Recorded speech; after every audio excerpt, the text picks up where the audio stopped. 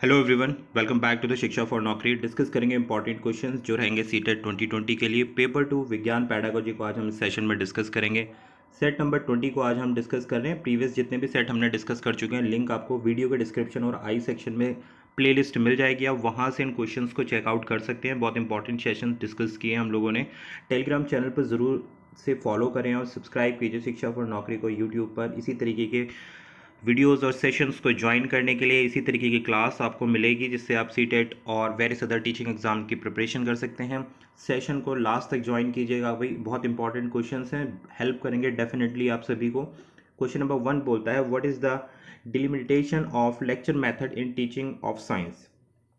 विज्ञान के शिक्षण में व्याख्यान विधि के परिसीमन क्या है, ये आपको बताना है। ऑप्शन ए बोलता है, lecture should be full of rumours enlivened by analogies, comparisons, illustrations, and anecdotes which bear up to the topic. Unnatural way of teaching. C बोलता है a heavy teaching load on teachers, और D बोलता है monotonous and dullness. तो answer कीजिए भाई, क्या होता है विज्ञान में जो व्याख्यान विधि के परिसीमन होते हैं वो क्या हो सकता है, तो ये आपको बताना है। फटाफट से आंसर करिए। क्वेश्चन नंबर 1 के लिए चैट में आप लोग रिप्लाई कर सकते हैं और आंसर करिए और देखिए अपने आप को कि कहाँ तक ये मॉक टेस्ट की तरह ही आपके प्रैक्टिस सेशंस हैं जो आपको बहुत अच्छे एक कॉन्फिडेंस देंगे पैडागोजी में और कंटेंट सेक्शन में जो साइंस के और मैथ्स के हम लोग डिस्कस कर रहे हैं। बताइए भाई। तो देखिए क्वेश्चन नंबर 1 के लिए जो राइट आंसर है it is option number A, lecture should be full of rumours. व्याख्यान उपमा तुलना चित्रण और जिनका प्रभाव विषय पर हो के द्वारा उत्साहपूर्वक हास्य से परिपूर्ण होना चाहिए। तो ये परिसीमन होता है विज्ञान में शिक्षण का। ठीक है, जो आप लेक्चर मेथड डिलीवर करते हैं तो उसका ये एक मेन उद्देश्य रहता है। डिलिमिटेशन ऑफ लेक्चर जो होता है teaching of science, should of humours होना चाहिए, कंपैरिजन होना चाहिए कि दो चीज़ों के बीच आप कंपैरिजन कर सकें। ठीक है, और टॉपिक से रिलेटेड होना चाहिए। और जिस इससे क्या होता है, इन सब चीज़ों से जो लेक्चर होता है ना वो इंटरेस्टिंग बनता है। जैसे पिक्चर्स हो गई, फिल्म्स का इस्तेमाल किया आपने, फिल्म स्ट्रिप्स का इस्तेमाल किया, स्लाइड्स का यूज़ किया, डायग्राम्स का यूज़ किया, उसमें आपने चित्रण कर दिया, तुलनात्मक कर दी, उपमा कर दी, व्याख्यान कर दिया। तो ये सारी चीज़ें जो है ना लेक्चर को बहुत ही इंटरेस्टिंग बनाती हैं, इसलिए हमने ऑप्शन नंबर ए चूज़ किया क्वेश्चन नंबर 1 के लिए। आगे बढ़ते हैं, क्वेश्चन नंबर 2 देखते हैं भाई। Brain storming approach of presenting concept is related with. बुद्धिशीलता प्रस्तुत करने की अवधारणा किससे संबंधित है। Option number A, high level thinking, B deep discussion of the problem, C high level problem solving, और D all the above. Answer के लिए क्वेश्चन नंबर 2 के लिए 2 डिस्कस कर रहे हैं हम, सॉरी। तो बुद्धिशीलता जो प्रस्तुत करते हैं उसकी अवधारणा किस चीज़ से संबंधित होती है ये आपको बताना है। तो देखिए जो राइट आंसर रहेगा क्वेश्चन नंबर 2 के लिए, जिन लोगों ने भी ऑप्शन डी दिया है वो बिल्कुल करेक्ट है। डी क्या बोलता है भाई, ऑल दी अबव। जो ब्रेन स्टॉर्मिंग अप्रोच होती है वो हायर लेवल थिंकिंग होती है, उच्च स्तर की सोच क्रिएट होती है। इसमें डिस्कशन भी होता है, विचार विमर्श भी होता है, और हायर लेवल प्रॉब्लम सॉल्विंग। भाई विचार विमर्श हुआ तो जो समस्या समाधान की भी कुछ ना कुछ विधि निकल के आएगी। तो ये क्या कहलाता है, ब्रेन स्टॉर्मिंग अप्रोच कहलाता है। ये इस तरीके के कॉन्सेप्ट्स हमें यूज़ करने हैं। बच्चे का ब्रेन स्टॉर्मिंग करना बहुत ज़रूरी है। ब्रेन स्टॉर्मिंग का बनता है तो बुद्धिशीलता। क्लियर है भाई, तो इसलिए सारे के सारे जो है करेक्ट हैं, all the above, option number D. आगे बढ़ेंगे, क्वेश्चन 3 को लेते हैं। प्रैक्टिकल वर्क इन साइंस में be given due to emphasis in order to. विज्ञान के क्षेत्र में व्यवहारिक काम करने के लिए आदेश केंद्रित करने के कारण दिया जा सकता है। Option number A, help the student to develop the habit of maintaining written records, B help the student verify the theoretical concept, C create their interest toward studies, और डी बोलता है take student close to the realism. बताएं भाई क्या correct answer होगा। Question number हम 3 discuss कर रहे हैं, इसका फटाफट से आप आंसर बताइए कि जो व्यवहारिक काम करने के लिए आदेश केंद्रित करने के कारण दिया जा सकता है, क्या कारण हो सकता है व्यवहारिक काम करने के लिए। तो राइट आंसर रहेगा हमारे पास क्वेश्चन नंबर 3 के लिए option number C, create their interest toward the study. ये मेन इसका मोटिव होता है, जिसलिए अध्ययन के प्रति स्टूडेंट्स की जो रुचि होती है वो पैदा करना है। यानी कि जो स्कूल्स में चिल्ड्रन होते हैं, जितने भी मेंबर्स होते हैं किसी भी स्मॉल सोसाइटी के, तो वो इन्फ्लुएंस्ड होते हैं देयर मॉरल डेवलपमेंट्स पे। ठीक है, मॉरल डेवलपमेंट यानी कि नैतिक जो विकास होता है उस पर। और जो इसका रोल मॉडल होता है वो कौन होता है, वो होते हैं टीचर्स। टीचर ही रोल मॉडल होते हैं किसी भी सोसाइटी की। अगर आप बात करें उसमें टीचर एक रोल मॉडल की तरह कार्य करते हैं स्टूडेंट्स के लिए और आसपास के एनवायरनमेंट के लिए भी। ठीक है, तो जो बिहेवियर और एथिक्स होते हैं तो ये क्या करते हैं, ये किसी के भी एक पर्सनालिटी को इम्प्रूव करके लेके आते हैं। और अपर प्राइमरी लेवल पर ये एम होना चाहिए जिससे कि जो है इंटरेस्ट बन सके स्टडी की और। तो option number C is the right answer. आगे बढ़ेंगे, क्वेश्चन नंबर 4 देखते हैं। Which one among the following questions would be an open ended questions. बहुत अच्छा और इंपॉर्टेंट क्वेश्चन है भाई, जो क्वेश्चन नंबर 4 हम डिस्कस कर रहे हैं। ओपन एंडेड क्वेश्चंस की बात की जा रही है। नीचे दिए गए प्रश्न में से कौन सा मुक्त अंत वाला प्रश्न है? A, why do we slip on a banana peel, ठीक है। बी बोलता है what would happen if the force of friction cease to exist. C है why it is easier to roll a barrel than to slide it on a flat surface. D कहता है how do band curve on road prevent skidding. बताया भाई कौन सा इनमें से open ended यानी मुक्त अंत वाला क्वेश्चन है। छात्र से आपने इस तरीके के क्वेश्चन किए तो कौन सा उसको ओपन एंड खुली सोच वाला जो क्वेश्चन देगा वो कौन सा रहेगा, इसमें से कौन सा करेक्ट ऑप्शन रहेगा ये आपको बताना है। तो राइट आंसर हमारे पास option number B, what would happen if force of friction cease to exit. यदि घर्षण बल ना हो तो क्या होगा। ये एक ऐसा क्वेश्चन है, ओपन एंडेड क्वेश्चन है, इस पर विचार विमर्श किया जा सकता है, ठीक है। अगला क्या है, ऑप्शन ए की अगर हम बात करें, why do we slip on banana peel. हम बनाना पील पे स्लिप क्यों होते हैं, तो इसका एक डेफिनेट आंसर आपको मिल जाएगा। This is the reason, friction loss हो जाता है, दैट्स द रीजन, ओके।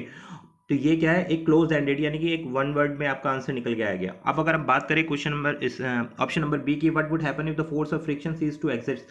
ये बोलता है यदि घर्षण बल ना हो तो क्या होगा। तो इसके कई सारे आंसर निकल के आ सकते हैं। एक वार्तालाप हो सकती है, एक व्याख्यान हो सकता है इसका, तो इसलिए ओपन एंडेड क्वेश्चन है, ठीक है। इसीलिए हमने ऑप्शन नंबर बी को चूज किया है। इसमें क्वेश्चन में लिखा है व्हाट वुड हैपन, ऑलरेडी यहाँ पे दे दिया गया है, ठीक है।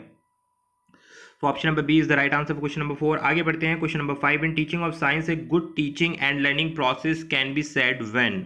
विज्ञान शिक्षण में शिक्षण और सीखने की प्रक्रिया के लिए अच्छा कहा जा सकता है when social structure is destroyed, gaining knowledge is used in practical life, when there is quarrel between the teachers, when the whole class is busy in their personal work। तो पता है क्या करेक्ट आंसर होगा कि science में good teaching और learning process कब कहा जा सकता है। आंसर कीजिए, विकल्प आप लोगों के पास दिए गए हैं, फटाफट से आंसर कीजिए क्वेश्चन नंबर 5 का। देखिए जिन लोगों ने भी बी ऑप्शन दिया बिल्कुल करेक्ट है, बी इसका राइट आंसर है। Gain knowledge is used in practical life, कई बार डिस्कस कर चुके हैं। प्राप्त ज्ञान व्यवहारिक जीवन में प्रयोग किया जाना, ये क्या है भाई, एक गुड टीचिंग और लर्निंग प्रोसेस होता है साइंस का, ठीक है। जो हमने नॉलेज अपने प्राप्त की है उसको प्रैक्टिकल लाइफ में अप्लाई करना, तो ये बहुत इंपॉर्टेंट चीज़ है। अगर हमने पढ़ा और उसको अप्लाई नहीं किया, दैट इज़ ऑफ वर्थ, वो किसी भी काम का नहीं है, यूजलेस है, बिल्कुल आप सोच सकते हैं। तो B is the right answer for question number 5। आगे बढ़ेंगे, क्वेश्चन 6 देखते हैं। How could learning be made more meaningful for student of class 7th by the teacher while teaching the topic save water.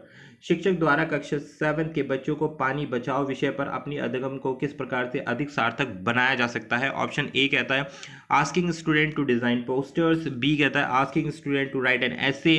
सी बोलता है asking student to interview people in their colony about water consumption and carry out water audits.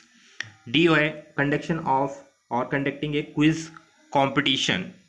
Answer कीजिए क्या correct answer होगा भाई। शिक्षक द्वारा कक्षा 7 के बच्चों को पानी बचाओ विषय पर अधिगम को किस प्रकार अधिक सार्थक बनाया जा सकता है, यानी कि सेव वाटर को किस प्रकार से शिक्षक अपने बच्चों को समझा सकता है, किस तरीके से अच्छा उसको एक्सप्लेन कर सकता है। तो इनमें से कौन सा अप्रोप्रिएट हमारे पास आंसर होगा ये हमें बताना है। तो राइट आंसर है सी। जिन लोगों ने भी सी ऑप्शन दिया उन्होंने बिल्कुल टॉपिक को बहुत अच्छे से समझ लिया है। कहने का मतलब है asking student to interview people in their colony about water consumption carry out water audits. क्या बोला है टीचर ने कि भाई आप अपनी कॉलोनी में जाइए, सर्वे कीजिए। अब इससे क्या होगा, इससे इंटरेक्शन होगा बच्चों का, ठीक है, फील्ड, और जो उनका व्यवहारिक ज्ञान है वो यहाँ पे काम आएगा। जो उन्होंने उनके पूर्व ज्ञान है उसको वो अप्लाई कर सकते हैं। और इससे क्या निष्कर्ष निकल के आएगा कि भाई लोग कितना कंजप्शन कर रहे हैं, पानी के लिए कितना कंजप्शन कर रहे हैं। और अगर आप इंटरव्यू करेंगे तो उससे आप क्या कर सकते हैं, अवेयर भी कर सकते हैं। अगर कोई एक्सेस वाटर का यूज़ कर रहा है तो उसको आप अवेयर कर सकते हैं कि आपको वाटर वेस्टेज नहीं करना है। तो option number C is the right answer for this question. आगे बढ़ेंगे, क्वेश्चन नंबर 7 डिस्कस करेंगे। Why should debate be compulsory in teaching of science. बहस को विज्ञान शिक्षण में क्यों अनिवार्य किया जाना चाहिए। The student are motivated and encourage to ask question to the debaters. B, student like discussion. C, student became engaged and teacher feels free from teaching. D, student like play not debate because it makes boring environment। तो answer कीजिए question number 7 के लिए कि debate को compulsory क्यों किया जाना चाहिए विज्ञान के क्षेत्र में या विज्ञान की टीचिंग में। बच्चों को अगर हम विज्ञान पढ़ा रहे हैं तो उसमें डिबेट, जिसको हम बोलते हैं भाई बहस जिसको बोलते हैं, किसी भी एक मुद्दे को देकर उस पर बच्चों के विचार लेना, that is known as debate कहलाता है। पॉजिटिव और निगेटिव कैसे भी सोच रखता है कोई भी person, that is known as debate. तो राइट आंसर दीजिए भाई, क्या होगा क्वेश्चन नंबर 7 के लिए। देखिए जिन लोगों ने भी ऑप्शन ए दिया है वो बिल्कुल करेक्ट है। Student are motivated and encourage to ask question in the debaters, बिल्कुल सही है भाई। डिबेट और बहस इसलिए की जाती है जिससे बच्चे क्या होते हैं, मोटिवेट होते हैं, जिज्ञासा रखते हैं कि भाई मेरे साथ वाला बंदा क्वेश्चन कर रहा है तो मुझे भी एक नया क्वेश्चन करना है, क्यूरियोसिटी डेवलप होती है, एनकरेज होते हैं। क्वेश्चनिंग की जो एबिलिटी है वो एनहेंस होती है इस माध्यम से। तो option number A is the right answer for question number 7। और देखिए अगर बच्चा क्वेश्चन करेगा तभी वो क्या कर पाएगा भाई, किसी भी चीज़ को डिस्कवर कर पाएगा। ओके, जिसको हम बोलते हैं ना कि हमें डिस्कवरी लर्निंग पर ध्यान देना है कि बच्चा कुछ डिस्कवर करके लेके आए। भाई विज्ञान है तो विज्ञान खोज करे किसी भी चीज़ का, क्रिटिकल थिंकिंग जिसको हम बोलते हैं। ओके, तो option number A is the right answer for question number 7। आगे बढ़ते हैं, क्वेश्चन 8 को डिस्कस करते हैं। In the Gestalt law of learning the law of contrast says that, Gestalt law of learning में विरोधाभास के कानून का कहना है। Option number A, similar ideas and experience get associated together. B, perceptual group are favoured according to the nearness of their respective part. C बोलता है perception और an idea tend to suggest is contrary opposite. D कहता है satisfied and more stable close area than the unclose one. बताया भाई क्या correct answer होगा question number 8 के लिए। गेस्टाल्ट लॉ की बात की जा रही है, लॉ ऑफ लर्निंग की बात की गई है, तो ये आपको बताना है जो गेस्टाल्ट लॉ ऑफ लर्निंग होती है वो किस चीज़ पर कॉन्ट्रास्ट करता है। आंसर कीजिए भाई। राइट आंसर देखिए जिन लोगों ने भी ऑप्शन नंबर सी दिया है, क्या बोलता है, परसेप्शन और an idea trends to suggest is contrary opposite. बोलने का मतलब है धारणा या विचार आदतन उसके विपरीत से विपरीत सुझाव देते हैं। तो ये क्या है, विरोधाभास कानून है इस theory gestalt law of learning का। ओके, तो ये परसेप्शन दिया जाता है, अपोजिट का एग्जाम्पल आप दे सकते हैं। जैसे एक पर्सन है वो प्रॉस्पर है, अपने दिनों में प्रॉस्पर है, और कोल्ड विंटर्स में जाकर जो होता है वो समर में सजेस्ट करता है कोल्ड ऑफ विंटर्स। तो ये जो क्या होता है, जब प्रिंसिपल ऑफ चाइल्ड जो होता है ना, देखिए थोड़ा सा टिपिकल एक डिस्क्रिप्टिव हो जाएगा, ज़्यादा इस सेशन में हम इसको डिस्कस नहीं करते हैं। इसका जो थ्योरी पार्ट रखेंगे वहाँ इस लॉ ऑफ लर्निंग को हम डिस्कस करेंगे, क्योंकि अगर मैं इसको एक्सप्लेन करता हूँ तो ये काफ़ी लंबा जाएगा। तो आप बस ये समझ लीजिए कि option number C is the right answer for this question number 8। आगे बढ़ेंगे भाई, क्वेश्चन नंबर 9 देखते हैं। The implication of the curriculum for the 10-year school, a framework on teaching of the science, its syllabus and textbooks are। विज्ञान के शिक्षण, इसके पाठ्यक्रम और पाठ्य पुस्तकों पर 10 साल स्कूल के लिए कार्यक्रम एक फ्रेमवर्क का आश्रय है। Option number A, science is to be compulsory for all student up to the class 10th। Science is to be considered as one composite subject at upper primary and secondary stages। science curriculum should stress more on the process of science than product। and D option बोलता है भाई all the above, सारे के सारे। तो बताइए क्या correct answer होगा। क्वेश्चन नंबर हम डिस्कस कर रहे हैं भाई, 9th क्वेश्चन को हम डिस्कस कर रहे हैं, तो आंसर करना है आपको। बताएं क्या करेक्ट आंसर रहेगा क्वेश्चन नंबर 9 के लिए। तो देखिए जो राइट आंसर रहेगा that is option number D. जो लोग भी डी ऑप्शन दे रहे हैं बिल्कुल सही है। जो साइंस की टीचिंग है और उसका सिलेबस है टेक्स्ट बुक में, इन सभी चीज़ों पर आधारित होता है। क्या कहने का मतलब है, साइंस इज कंपलसरी 10th तक, आपको पता ही है कि साइंस जो है कंपलसरी सब्जेक्ट रहता है।